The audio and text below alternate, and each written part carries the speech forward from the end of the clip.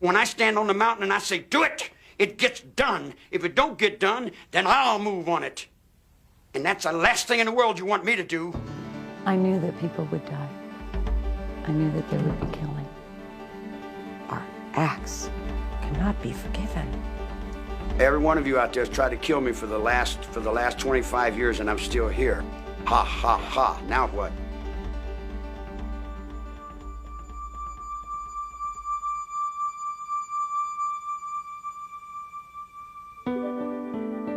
On August 9th, 1969, unknown intruders broke into the fashionable Los Angeles home of movie director Roman Polanski and his pregnant wife, the actress Sharon Tate. There, they slaughtered her and 4 others. One night later, another home was invaded, and a middle-aged grocery executive and his wife were killed with equal brutality. In 2 days, an entire city was seized by fear. But it was months before the crimes were connected. When they were, a small, bizarre character named Charles Manson was charged with provoking his apparently fanatic followers to commit the crimes. And a national obsession to understand these people began. Who was Charles Manson? As he recalls it, the pain of Manson's childhood began early. I am a street child. I'm a runaway little girl at 15 years old out of Kentucky named Kathleen Maddox. I didn't have a husband. My husband's name was Scott. And he married somebody else and went down the road, and she went to Cincinnati and had a guy named Charlie Manson. Charles Manson was born on November 12, 1934 in Cincinnati, Ohio, in Cincinnati General Hospital. His mother, Kathleen Maddox, was just 16 and unmarried when he was born. His father was a Colonel Scott who'd briefly known Kathleen. She was very, very motherly looking. She was as motherly looking as my mother was. My mother went to prison for 5 years for strong-arm robbery. Her brother had to deal a trick in off the street and put the yoke on him to get some money to eat. But when I heard she was a prostitute, it just, I couldn't believe that either. And she went to prison, and I used to visit her in the prison visiting room. His mother's absence and rejection would make a life with her a dream of Charles Manson's throughout his childhood. Manson spent many of his early years in the small town of McMecken, West Virginia, with his deeply religious aunt and uncle, living, by all appearances, a not unhappy small-town life. The house was a big, older house, but it was beautiful. He had just about anything he wanted, I would say. His aunt and uncle and grandmother took him to church. He didn't like going. The only thing he really liked, was the singing. But Charles loved to sing. But some of Manson's outlook on the world came from another uncle, a mountain man. Out of the Kentucky mountains, when my uncle said, "We ain't surrendered, we're still rebels, and we'll be rebels until the end of time, because I ain't accepting no Yankee school." He said, "Don't go to those schools, boy." So when I was 9 years old, I set the school on fire, and I went to reform school. Between 1942 and 1947, Manson spent periods of time with his mother and her assorted lovers around the Midwest. But then, unable to place him in a foster home, she allowed the court to place him in the Givalt School for Boys. After 10 months, he ran away to find her, but she would not take him back. This was a turning point for Charles Manson. The only thing my mother taught me was that everything she said was a lie. And I learned never to believe anyone about anything. He ran away from the school again and began a life of petty crimes, including breaking into grocery stores and stealing a bicycle. In 1949, after time in a juvenile center, he was sent to Father Flanagan's famous Boys Town. According to a 1949 article in the Indianapolis News, a dead-end kid who has lived in an emotional blind alley is happy today. He's going to Boys Town. Manson ran away 4 days later. Now just 13, he stole cars, broke into stores, and committed his first armed robberies. He was then sent to the Indiana School for Boys, where he claims he was raped and repeatedly beaten. He ran away 18 times. Now the punishments escalated after he stole cars, committed armed robbery, and held up gas stations. He went from the National Training School for Boys to Natural Bridge Camp to federal reformatories at Petersburg, Virginia, and Chillicothe, Ohio, where he was paroled in 1954. He was just 19 years old. Around this time in Los Angeles, one of Manson's future followers, Patricia Krenwinkel, was a little girl. Her comfortable childhood could not have been more different from Charles Manson's, but even her home was not without its sadness. During the time I was brought up, nothing was talked about. I mean, my parents' dissolution of their marriage, you don't talk about that. You don't talk about problems in the home. I never felt like I had a sense of who I really wanted to be or become. In 1949, Leslie Van Houten was born into a solid middle-class family in Altadena, California. From an early age, she wanted to help the world. Her parents, too, would divorce. I was always very a creative girl, young girl, you know, artistic. But I never, for a while, I wanted to be a school teacher. Somewhere along the line, I got distracted and I lost motivation. Believe that I was desperately seeking someone that I could love and hold on to and call my own. That somehow my dad leaving had left a space there.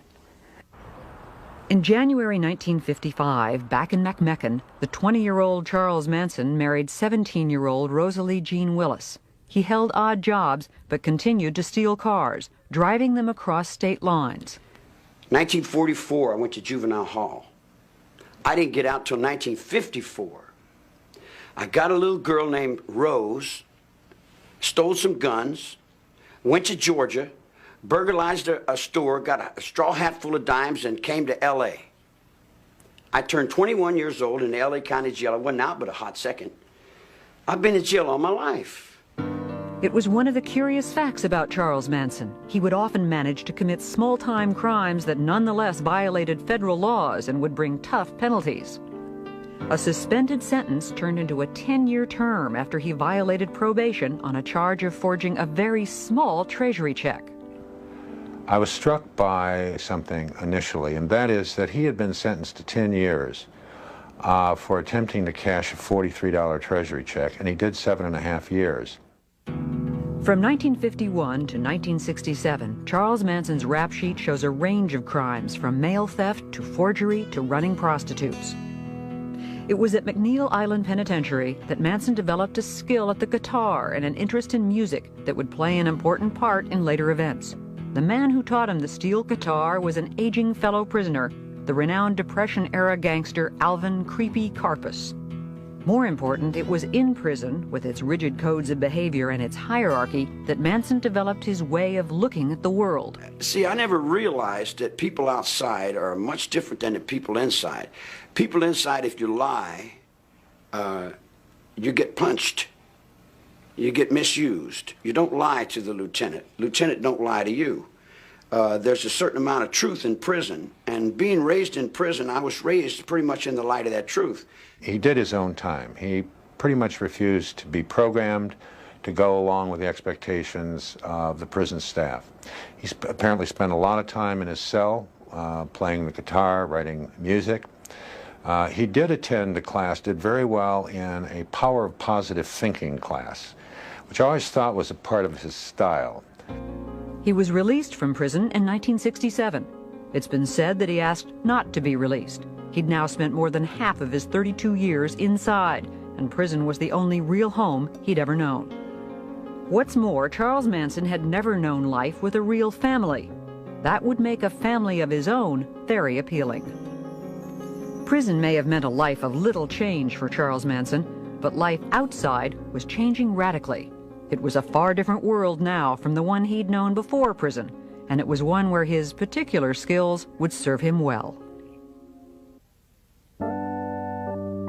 It was the mid-1960s, and the Haight-Ashbury district of San Francisco was, for hippies and others escaping the mainstream, the promised land. What we saw at its peak were literally thousands of flower children all over the country, all over the world, attracted to this movement, like moths to a flame, you know, summer in San Francisco. There was a philosophy here that was totally revolutionary that they'd not heard before, and this was the epicenter of it. A lot of very young, creative, exploring people came there, but then you started to see a shift where more disturbed, sicker, more drug-involved people started to come. The hallucinogenic drugs like LSD were being replaced by stimulant drugs, speed particularly, that led to compulsion and paranoia. And innocence was giving way to violence. You may recall a song, the lyrics of which were, if you come to San Francisco, you better wear a flower in your hair. By 1967, if you came to San Francisco, you needed to wear a .45 in your belt. It had changed that fast. The kids were still coming from all over the United States with the same set of expectations, but the welcoming committee was very, very different. There was a brand of street theater that was hard to imagine. If we are coming up to the beatnik area, all the stores out in this area, been taken over by the beatniks, and we see them in all shapes and sizes. I think this one is a girl walking in front of us. She has a hair ribbon, but it's hard to tell. It was a scene where if you grew your hair and talked the talk, you fit in. This was the scene which Charles Manson entered on his release from prison in 1967. When he came out, he initially told me that there was nothing I could do, that if that he could go back to prison. He was not afraid of it. He was not going to do parole if parole was going to be onerous. He was clearly an antisocial personality. He was superficial, he was glib, and he was very adaptable. And when I got out, all your children would come to me because they never had anybody to tell them the truth. He sized up people, I think, fairly quickly and fairly accurately. I think that's a skill you learn in prisons. He said, so your father just kicked you out of the house. And that started it. Lynette Squeaky Frome joined up with Manson early on. It was easy to talk to him. And we talked on a number of levels. His mind intrigued me. Charlie was what he needed to be at any given time. Pat Krenwinkel was another early member of Manson's growing family. I met Charlie when I was living at the beach with my sister, and she came home and said to go down to a friend's house, which I did, and Charlie was there, and he was playing the guitar. And so I was introduced to him there. And that night, we slept together, and I felt really loved by him almost immediately, mostly because I think at that point I was really desperate for someone to care. When we made love, all I remember is just crying and crying to this man. I mean, it was like, because he said, oh, you're beautiful. I couldn't believe that. I just started crying. Manson's family grew to include men. One of them was the young all-American Texan, Charles Tex Watson. Charlie used sex for, number one, when people would come and he wanted power over them, men, he would offer them whatever women he had. And he had certain women he always put out front, which he called his front street girls. They were the ones that he thought were the most beautiful, the ones that would be the most enticing. And that's what he would do. I mean, he was an excellent pimp. Charles Manson was not only attracting followers, he was also exercising more and more control. Whatever he believed, I would believe. And I would say, and I would spout off. I began to get increasingly uncomfortable with the amount of control and the way in which he used them. And you could see his sense of power and control growing. But in Northern California, at least, the family was monitored by outsiders. I saw him on a weekly basis. He would bring the girls into the office. It was a big occasion. I would go out to a home and see them. There was always that string. There was always some reality. The family left San Francisco in the summer of 1967 and began an odyssey up and down the California coast. Moving from place to place was one way Manson kept his followers entertained enough to stay. They started spending more and more time in the Los Angeles area. There, Manson hoped to make a name for himself in rock and roll. I think he felt that once he got down there, things were going to be very, very different. He had contacts with the Beach Boys. It was through the women that Manson made his connection with Dennis Wilson of the Beach Boys. In Los Angeles, Wilson picked up 2 of the family women hitchhiking and took them home. Soon, Manson and the rest of the family showed up and moved in with Wilson for several months. Then, through Wilson, Manson did some recording, but nothing came of the sessions. Manson was always bitter that his music would remain unheard. They came to the ranch, lady. I didn't go to them, they came to me. You're stealing my music every day.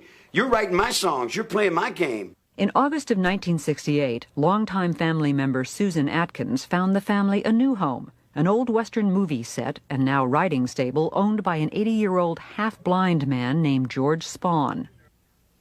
Leslie Van Houten joined the family in the summer of 1968.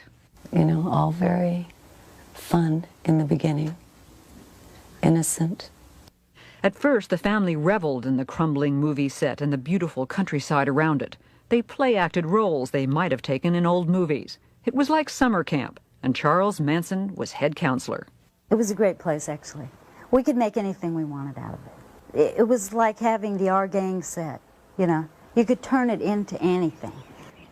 The whole idea was to let time disappear. There was no time. We were all living now. Now was the only time.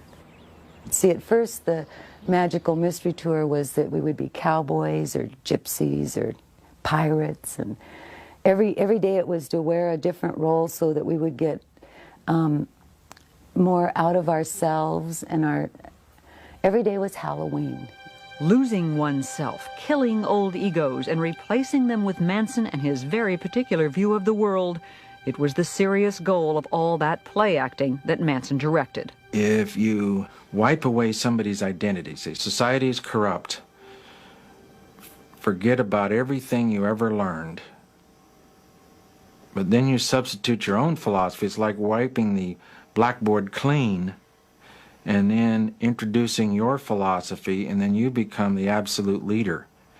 Bit by bit, the family became one with Manson. One of his things was to stop you during the day, and he'd put your palms up to his, and then he'd move them in any direction that he could. Or he'd make a series of faces, and then you were supposed to try to keep up with them. And the whole thing was always geared toward just complete mirroring of him. One powerful way that Manson maintained control was through drugs, particularly LSD. Well, we took hundreds of trips together. The acid trips were exercises in total control. With Charlie, he actually did almost like drug programming. I mean, he was the focal point at all times. And what seems so amazing is that he somehow, because acid is a very powerful drug, and it's like I would feel like totally out of control, and yet I would watch him and he would seem totally in control. One of the things, when I look back, I realized I didn't always see him take acid. I don't think he did. The idea was to get rid of all the conditioning, to die in yourself. So he would hold you up and say something to you, say, see, I can see your mother on you. It's still the conditioning. You know, you haven't gotten rid of it. You're not dead yet. Sometimes he would reenact the crucifixion when we were on LSD. And it was very realistic. I would die for you. And then the questions would begin, would you die for me? And what was the philosophy that Manson was offering? It had begun with the notion of oneness and the power of love, but over time, it grew steadily more paranoid. The messages to the family grew steadily darker. There was no right or wrong, and life and death were really the same thing. In fact, death could be a welcome step on the way to a better world.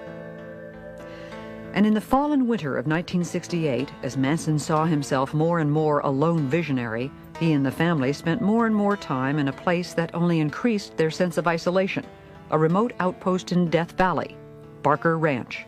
We really weren't in touch. We were allowed to listen to the Beatles and the Moody Blues and Manson's music.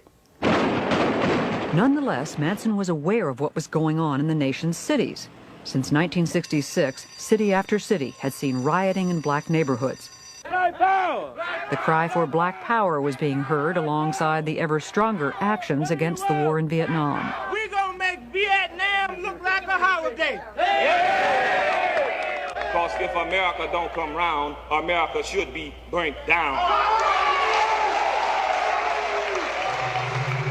The family moved back to Los Angeles in January of 1969.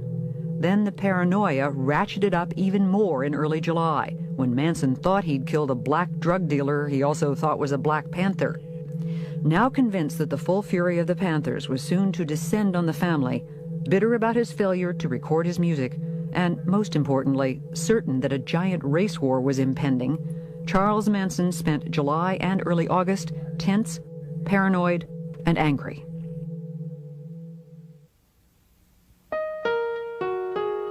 On the night of August 9th, 1969, at a house on Cielo Drive in Los Angeles, the actress Sharon Tate, wife of movie director Roman Polanski and 8 months pregnant, was at home with her friends, the hairstylist Jay Sebring, coffee heiress Abigail Folger, and Roman's friend Wojtek Frykowski.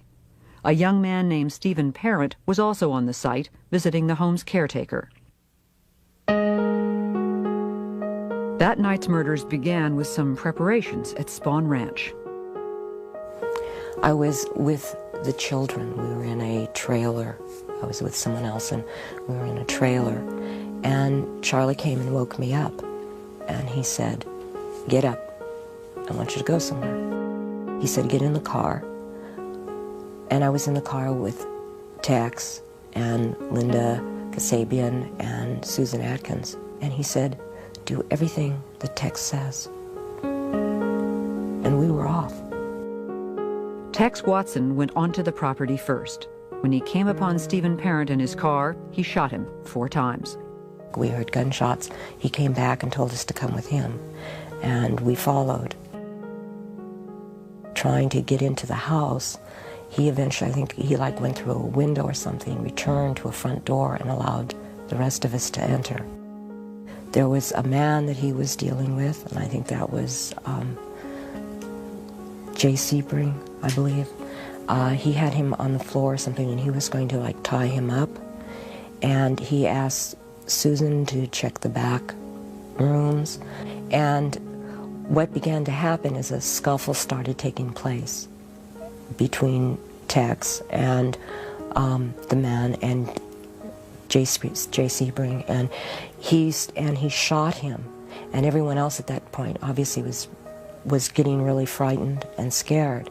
And what eventually took place is that there was an attempt to tie everyone up, and when there was an attempt to tie everyone up, eventually Abigail Folger started to get herself undone, and she took off. I ran after her with an upraised knife, and we went out through a back door out onto the lawn. And I started stabbing her. I ran her down, and I began to stab her. I remember her saying, "I'm already dead." It was Tex Watson who delivered most of the fatal blows at the house that night. We were so locked in, it's just okay, this must be this, and when you just become more in more like a robot, somehow this must bring it. The scene left behind was grotesque. There was blood everywhere. A rope tied twice around Sharon Tate's neck was looped over a beam and tied around Jay Sebring's neck. Abigail Folger and Wojtek Frykowski lay on the front lawn. Stephen Parent lay dead in his car. And on the front door, in Sharon Tate's blood, was the word pig. Besides being shot and bludgeoned, the victims had been stabbed a total of 102 times. When I got back to the ranch, we got out of the car, Charlie came up and asked everybody how it went. But that was the first time I looked at him and I said, "Charlie, they were so young. And he just said, go with Tex. The next night, another attack. This time, it was at the home of grocery company executive Lino LaBianca and his wife Rosemary in a very different section of Los Angeles. Manson knew the house because he'd attended a party at a neighboring home in the past. Along this second night would be Leslie Van Houten, anxious to prove her loyalty to Manson. I knew that people would die. I knew that there would be killing. Manson, Van Houten, Krenwinkel, Watson, Atkins, and Linda Kasabian drove around for a while before they stopped at the LaBianca house. Manson went inside, tied up the LaBiancas, and then left. Pat had a knife, and I tried to hold Mrs. LaBianca down, and I couldn't do it. And Pat went to stab her, and she couldn't do it. Leslie was still trying to hold her because she was struggling, and I went and got Tex. And Tex went into the bedroom, and I stood in the hallway, and I looked into an empty room in the den, and I just stayed there, and I didn't move. And I have no sound memory of Mrs. LaBianca dying. All I remember is staring into that room. And then Tex turned me around and handed me the knife, and he said, do something. Because Manson had told him to make sure that all of us got our hands dirty. And I stabbed Mrs. LaBianca in the lower back about 16 times. The scene at the LaBiancas was no less macabre than that at the Tate House. A carving fork protruded from Lino LaBianca's stomach, a knife protruded from his throat, and the word war was carved in his flesh. Mrs. LaBianca was in the bedroom, her head covered by a pillowcase with a lamp cord tied around her neck. And on the walls, written in their blood, were the words, death to pigs, and rise, and on the refrigerator door, the words, helter skelter. I said, if you're gonna do something, leave something with you. Just like I would tell you, if you're gonna do something, do it well, and leave something with you. Leave a sign to let the world know that you were there. Have a good day. The two victims had been stabbed a total of 67 times. Meanwhile, the news of the first night's murders had hit LA like an earthquake. There was a terrible fear, a terrible trepidation on the part of the Hollywood community that this killing, this ritualistic killing, had something to do with celebrityism. And so a lot of the high-profile Hollywood stars, apparently Sinatra left town. Tony Bennett was living at the Beverly Hills Hotel in one of the bungalows. He moved inside to be safe. Steve McQueen supposedly drove around with a gun in the front seat of a car now, all reacting to the Sharon Tate killings. It was amazing. Everyone's got a piece of the story. Everywhere you went, there was somebody saying, did you know that they found the thing? And that, you know. It seemed everyone wanted a gun. 200 guns were sold by one Beverly Hills store in 2 days. It took 2 weeks to get a locksmith. Police were interviewing many celebrities, and some became more careful about their habits. One local in the film business said, toilets are flushing all over Beverly Hills. The entire Los Angeles sewer system is stoned. Now the rumors started to fly. The first rumor that hit, as far as the crimes were concerned, was that it was drug-related. It was a drug hit. And on top of that, it was Roman Polanski's wife. People knew about Polanski's film, Knife in the Water, all of these strange, dark, mystical movies involving drugs and sex and killings. Sharon not only didn't use drugs. In the beginning, you know, there were those who thought Roman had an involvement in this. It was conjecture Polanski quickly denied. It's terrible for him when he came back for the funeral. And Warren Beatty was telling me this. I mean, people thought he somehow had something to do, which of course he didn't. In spite of the obvious similarities between the Tate and LaBianca murders, the police believed that the second crime was merely a copycat incident based on news reports of the first, and the two investigations were run quite separately. During the investigation, the family was actually arrested and then released on an unrelated charge of auto theft. They then headed north to the safety of Barker Ranch in Death Valley. On October 10th, the family was rounded up on new charges of auto theft and arson. And while they were in jail, the L.A. murder cases broke open. Family member Susan Atkins was implicated by another member in an earlier crime. Jailed in L.A., she blabbed to cellmates about the Tate and LaBianca murders. "The more you kill, the better you like it," she told them. Then one cellmate repeated the stories to the police. In December of 1969, nearly 4 months after the crimes, Charles Manson and 5 family members were charged with the Tate and LaBianca murders. What some called the crime of the century would now move on to a trial that would mesmerize a city. The trial of Charles Manson, Pat Krenwinkel, Leslie Van Houten, and Susan Atkins for the Tate and LaBianca murders began on June 15, 1970. Manson demanded and was refused permission to serve as his own attorney. Still, from the beginning, it was clear that Manson was in complete control of the defense. You have to realize that I viewed Manson as being the main defendant. To convict his co-defendants and have him walk out of court, I think, would have been an unsuccessful prosecution. The problem was that Manson was not at the murder scene. He did not physically participate in these murders, so I had to bring him in by way of circumstantial evidence, and also by the law of conspiracy. At the heart of the prosecution effort was the bizarre story of Helter Skelter, the stranger-than-fiction doomsday scenario that Charles Manson had woven from his earlier certainty of a coming race war. Helter Skelter was a name he'd taken from a Beatles song. Manson envisioned that white people would turn against the black man if they thought the black man had committed these 7 murders, and ultimately there would be a civil war between blacks and whites out on the street. During the war, he told them, he said, we're going to hide out in the bottomless pit in the desert, a place he derived from Revelation 9, a chapter in the last book of the New Testament. Manson foresaw that the black man would win this war. But later on, he said the black man, because of inexperience, would simply not be able to handle the reins of power. So we would have to look around at those white people who had survived, who had escaped from Helter Skelter. And he said, we'll come out of the bottomless pit, and quoting Manson, we'll send Blackie on his way to picking cotton, and we'll take over the leadership of the world. Chief prosecution witness was Linda Kasabian, who had driven the car on the night of the Tate murders. She agreed to testify in return for immunity.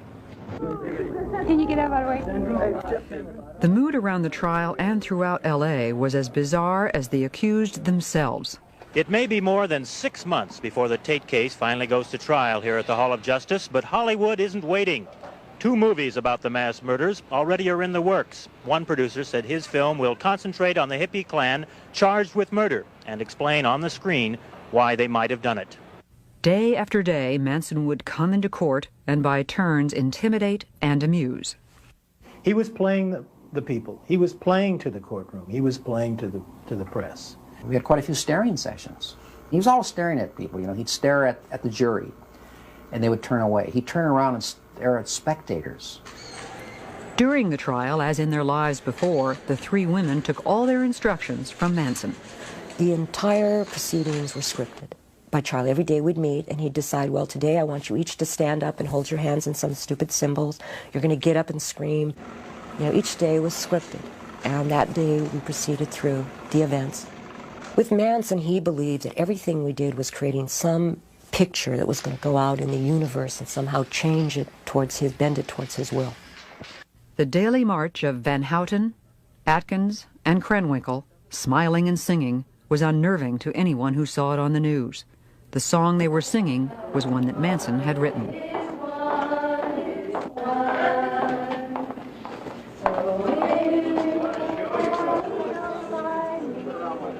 After disrupting the proceedings a number of times, the rest of the family was banned from the courtroom, so they moved to the hallways and kept a vigil outside. At first, the mood was almost festive. 626. now under arrest. How did it feel to see this crime? We saw them every day. You know, come on, Squeaky, you can't really be serious about that, you know. And we would banter back and forth, and so there was a joviality. But continuing to shock the courtroom, Manson carved an X into his forehead in late July to symbolize his removal from society. The following weekend, the 3 girls followed suit. National attention on the trial included unwelcome notice from the highest level. President Richard Nixon spoke of Charles Manson in a speech on August 3rd. Here is a man who was guilty, directly or indirectly, of 8 murders without reason. Here is a man yet who, as far as the coverage was concerned, appeared to be rather a glamorous figure. And the next day, a smiling Charles Manson held the headline up to the jury as the defense demanded a mistrial. It was denied in spite of the defense team's best efforts. The President of the United States says somebody's guilty. What recourse do you have? You answer the question. Inside the courtroom, the most dramatic moment occurred on October 5th, 1970, when Manson lunged 10 feet towards the judge. He was restrained, and the trial continued. It certainly was within earshot. On November 16th, the prosecution rested, and the defense then rested without calling a single witness. Struggles with Manson and changes in the defense team were constant, but there was still alarm when defense lawyer Ronald Hughes did not show up in court. His body was later discovered in a wilderness area. One ex-family member has claimed he was murdered for disagreeing with Manson over Leslie Van Houten's defense. Guilty or innocent? What legal alternative? On January 25th, 1971, after 9 days of deliberation, the jury found each defendant guilty of conspiracy to commit murder and murder in the first degree. In a separate trial, Tex Watson was also found guilty and sentenced to death. In the penalty phase of the trial, the women did testify and tried to exonerate Manson. And now the instructions from Manson were changing. One of the things that Charlie always promoted about himself was, I don't lie. And all of a sudden he was asking every one of us to lie on a daily basis about something. Oh, say this, say that. And we're going, but I didn't do that. And it was like, you lie? A God lies?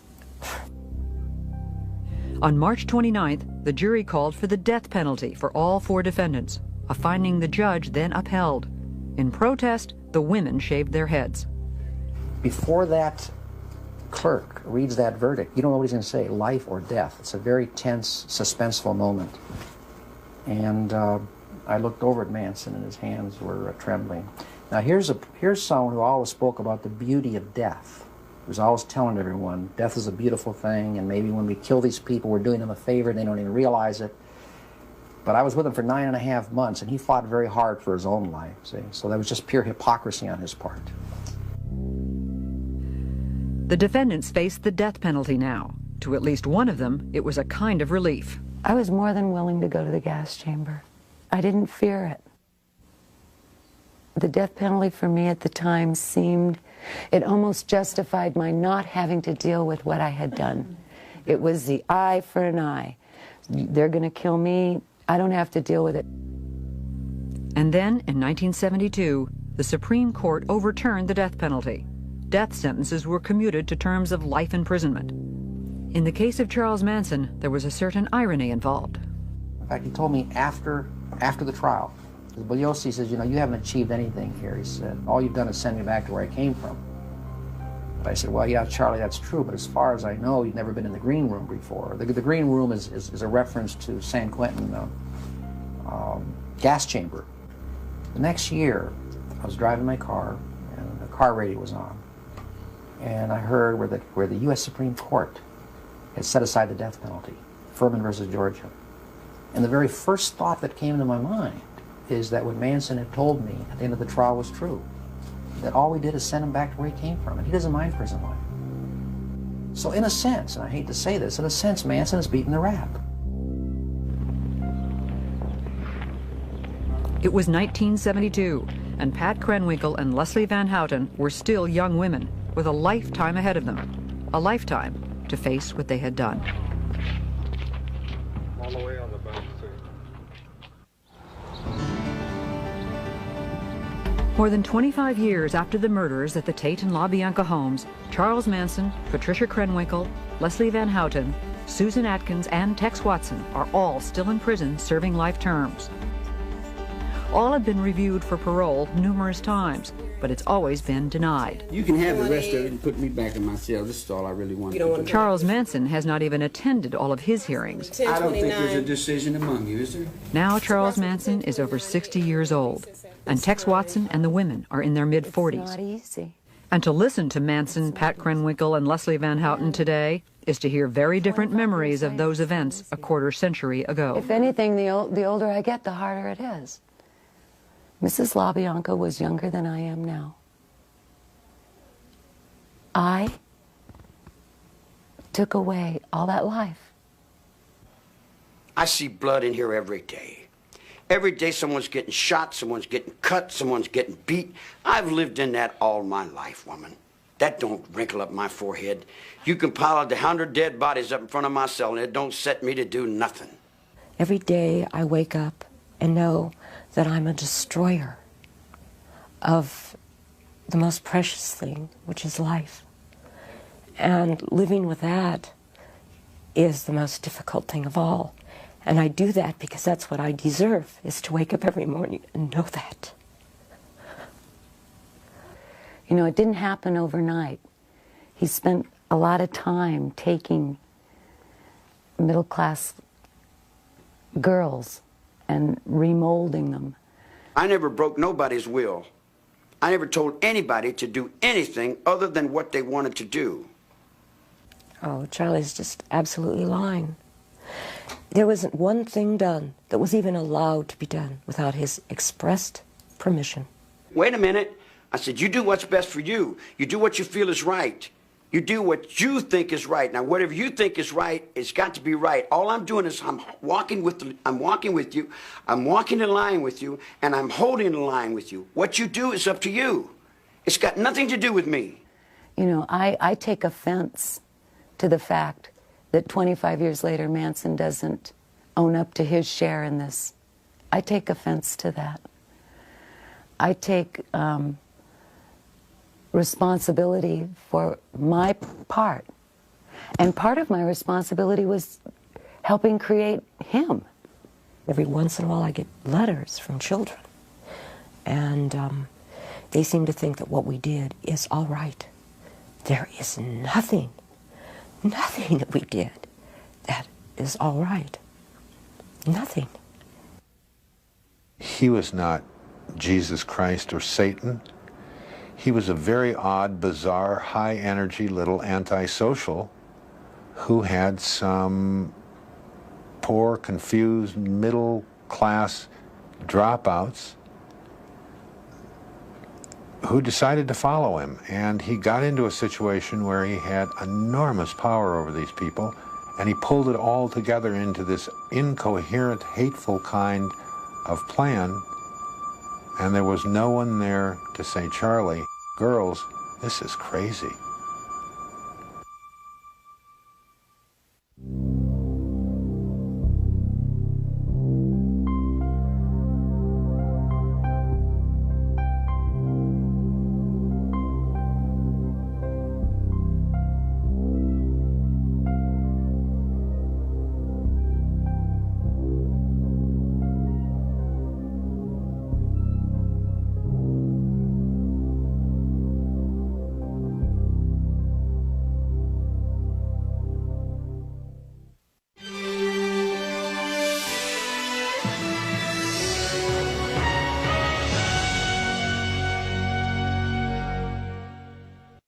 Away little girl at 15 years old out of Kentucky named Kathleen Maddox. I didn't have a husband. My husband's name was Scott. And he married somebody else and went down the road, and she went to Cincinnati and had a guy named Charlie Manson. Charles Manson was born on November 12, 1934 in Cincinnati, Ohio, in Cincinnati General Hospital.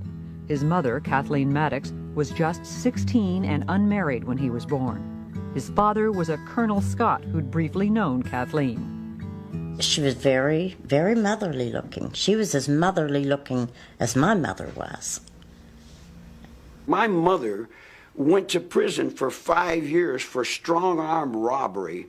Her brother had to deal a trick in off the street and put the yoke on him to get some money to eat. But when I heard she was a prostitute, it just, I couldn't believe that either. And she went to prison, and I used to visit her in the prison visiting room. His mother's absence and rejection would make a life with her a dream of Charles Manson's throughout his childhood. Manson spent many of his early years in the small town of McMecken, West Virginia, with his deeply religious aunt and uncle, living, by all appearances, a not unhappy small-town life. The house was a big old...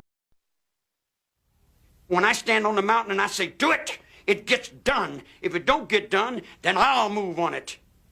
And that's the last thing in the world you want me to do. I knew that people would die. I knew that there would be killing. Our acts cannot be forgiven. Every one of you out there has tried to kill me for the last 25 years, and I'm still here. Ha, ha, ha. Now what?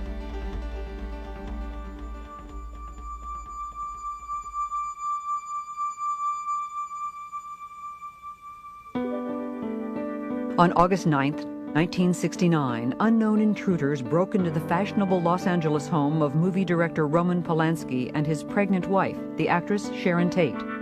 There, they slaughtered her and 4 others. One night later, another home was invaded, and a middle-aged grocery executive and his wife were killed with equal brutality. In 2 days, an entire city was seized by fear. But it was months before the crimes were connected. When they were, a small, bizarre character named Charles Manson was charged with provoking his apparently fanatic followers to commit the crimes. And a national obsession to understand these people began. Who was Charles Manson? As he recalls it, the pain of Manson's childhood began early. I am a street child. I'm a runner. In 1949, after time in a juvenile center, he was sent to Father Flanagan's famous Boys Town. According to a 1949 article in the Indianapolis News, a dead-end kid who has lived in an emotional blind alley is happy today. He's going to Boys Town. Manson ran away 4 days later. Now just 13, he stole cars, broke into stores, and committed his first armed robberies.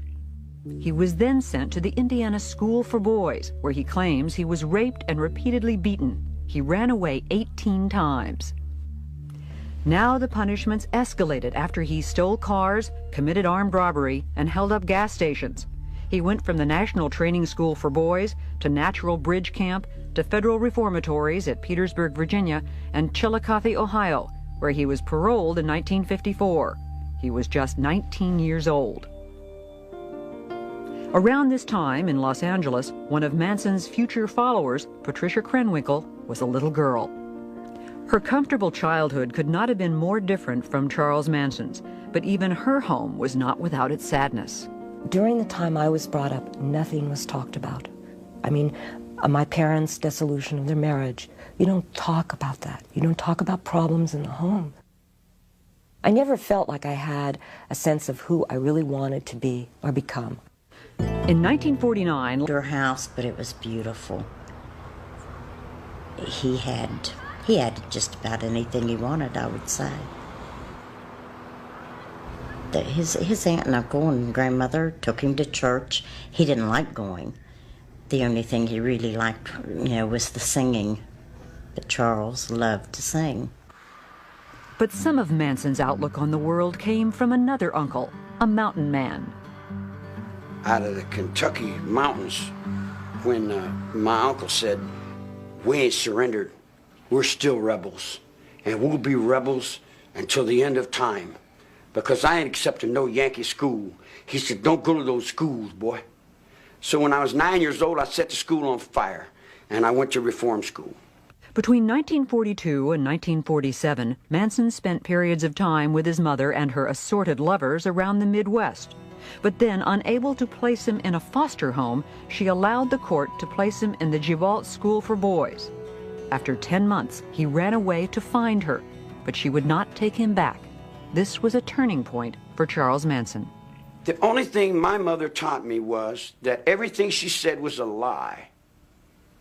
And I learned never to believe anyone about anything. He ran away from the school again and began a life of petty crimes, including breaking into grocery stores and stealing a bicycle. Leslie Van Houten was born into a solid middle-class family in Altadena, California. From an early age, she wanted to help the world. Her parents, too, would divorce. I was always very creative girl, young girl, you know, artistic. But I never, for a while, I wanted to be a school teacher. Somewhere along the line, I got distracted and I lost motivation. Believe that I was desperately seeking someone that I could love and hold on to and call my own. That somehow my dad leaving had left a space there. In January 1955, back in McMecken, the 20-year-old Charles Manson married 17-year-old Rosalie Jean Willis. He held odd jobs, but continued to steal cars, driving them across state lines. 1944, I went to juvenile hall. I didn't get out till 1954. I got a little girl named Rose, stole some guns, went to Georgia, burglarized a store, got a straw hat full of dimes, and came to L.A. I turned 21 years old in the L.A. County Jail. I wasn't out but a hot second. I've been in jail all my life. It was one of the curious facts about Charles Manson. He would often manage to commit small-time crimes that nonetheless violated federal laws.